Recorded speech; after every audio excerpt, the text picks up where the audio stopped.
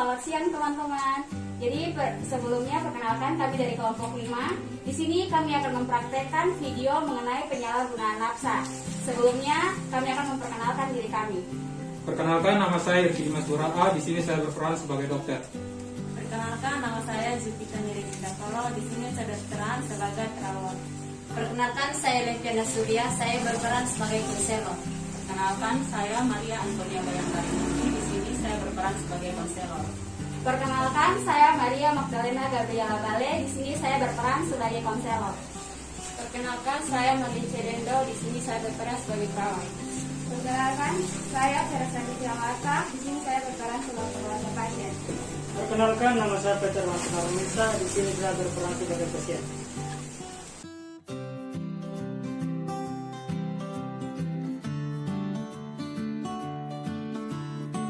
Permisi, selamat siang. Silakan masuk, selamat siang. Silakan duduk. Ada yang bisa saya bantu? Baik, Sus. Saya ingin konsultasi serta terapi saya melakukan obat. Oke, baik. Sebelum itu nama saudara siapa? Peter, Oke, saudara Peter, umur berapa? 20 tahun, Tinggal di mana? Beliba. Apa keluhan saudara Peter? Saya sering lemas, berat badan saya menurun, keringat yang berlebihan, dan diabetes yang berulang terakhir. Oke. Sebelum Bapak mengkonsumsi narkoba, berat badan Bapak berapa? Dan setelah mengkonsumsi, berat badan Bapak berapa? Sebelumnya berat badan saya 45 kg, dan sesudahnya berat badan saya 40 kg. Oke, baik. Bapak sering keringat berlebihan pada saat Malam hari. Oke, baik. Kita cek di sini ya, Pak. Baik, Sus.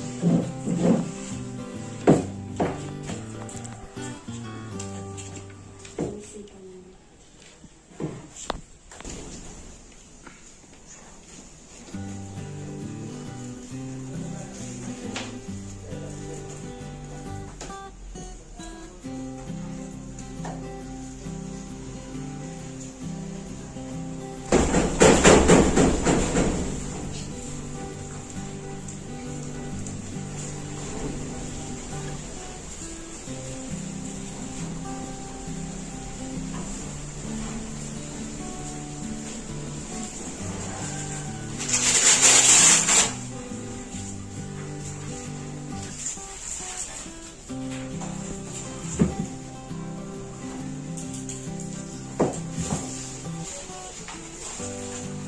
Oke, baik.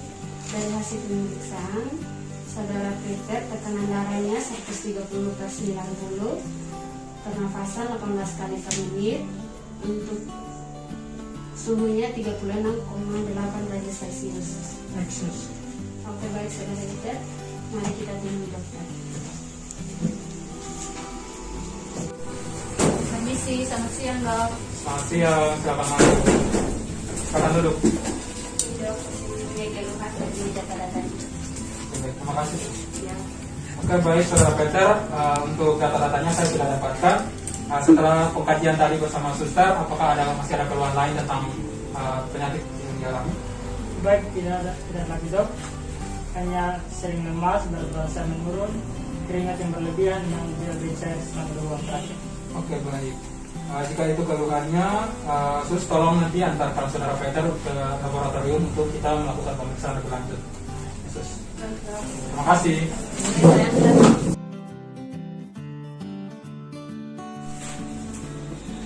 Saudara Peter, silakan masuk.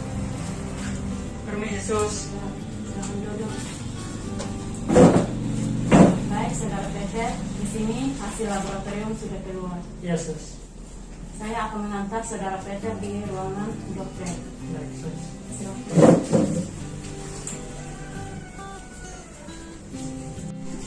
Di sini dokter. Silakan Selamat siang. masuk. Silakan duduk. Baik, saya antar hasil laboratorium. Terima kasih, sus. Ya. Oke, untuk hasilnya sudah keluar, tetapi sebelum saya menyampaikan beberapa kondisi dari saudara Peter, saya minta untuk bisa dipanggil keluarganya supaya saya bisa menyampaikan beberapa hal penting tentang kondisi saudara Peter. Ya.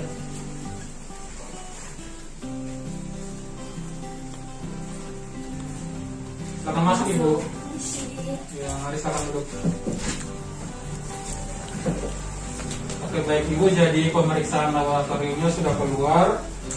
Ternyata dari hasil pemeriksaan laboratorium, saudara Peter anak Ibu ini mengandung morfin, dia positif morfin, dan amfetamin kokain itu positif. Jadi ini sudah termasuk dalam penggunaan narkoba nafsa, obat-obatan terlarang. Jadi saran saya untuk di rumah Ibu harus memperhatikan lagi dalam pergaulan dari saudara Peter. Kemudian pemberian obat juga harus secara teratur, dan juga pemberian makanan-makanan sehat juga harus teratur di rumah dalam porsi makannya. Kemudian setelah ini saya akan membuat beberapa resep obat untuk bisa dikonsumsi di rumah untuk menunjang dari kesehatan saudara Peter. Dan juga saya akan memberikan beberapa jadwal pertemuan untuk saudara Peter dan keluarga bisa bertemu konselor untuk bicara lagi tentang penanganan kesehatan daripada saudara Peter. Oke, mungkin itu saja. Apakah ada pertanyaan? Oke, tidak ada. Baik, terima kasih. Terima kasih.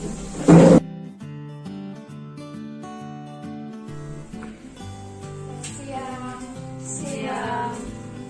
Mari silakan duduk. Selamat siang, Sus. Kami hari ini disuruh dokter untuk bertemu dengan konselor.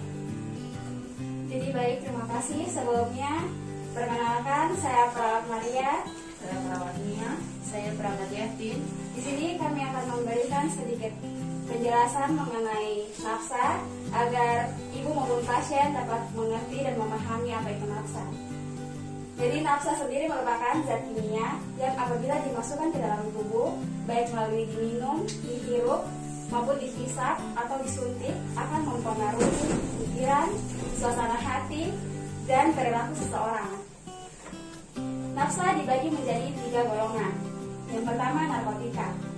Narkotika terdiri dari 3 bagian, yaitu narkotika golongan pertama, seperti heroin, kokain, dan ganja. Narkotika golongan kedua, seperti morfin, betidin, dan turunan garam dalam golongan tertentu. Narkotika golongan ketiga terdiri dari kodein, garam-garam narkotika dalam golongan tertentu. Dan yang kedua, psikotropika. Yang psikotropika golongan pertama terdiri dari MDMA, ekstasi, LSD, dan ST. Psikotropika golongan kedua seperti amfetamin, fensitilin. Psikotropika golongan ketiga seperti diazepam, kolabasam, dan nitrazepam. Dan yang ketiga, zat adiktif terdiri dari golongan A seperti minuman beralkohol dengan kadar etanol 1-5%, contohnya bir. Golongan B, minuman beralkohol dengan kadar etanol 5-20%, contohnya anggur. Golongan C, minuman beralkohol dengan kadar etanol 20-55%, contohnya arak dan whisky. Untuk tanda dan gejala seseorang dengan nafsa itu sendiri ialah sering merasakan nyeri kepala dan nyeri persendian, kemudian berat badan menurun, dan adanya bekas luka sayatan. Dan alasan seseorang menggunakan narkotika itu sendiri ialah banyaknya masalah yang sulit diatasi, kemudian pergaulan bebas, dan kurangnya perhatian dari orang tua. Baik, kalau untuk pencegahannya, yang pertama, memilih pergaulan yang baik, jauhi pergaulan yang bisa menghantarkan kita pada penyalahgunaan narkotika. Yang kedua, setiap ada masalah, usahakan bertukar pikiran dengan keluarga. Yang ketiga, lebih banyak melakukan aktivitas yang positif. Contohnya, melakukan kegiatan yang sesuai dengan minat dan bakat. Untuk pengobatan, yang pertama, melakukan pemeriksaan.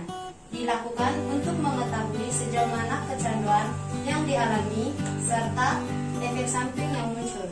Yang kedua, melakukan detoksifikasi.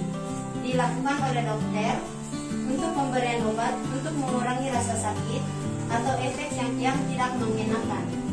Yang keempat, stabilisasi untuk membantu pemulihan jangka panjang.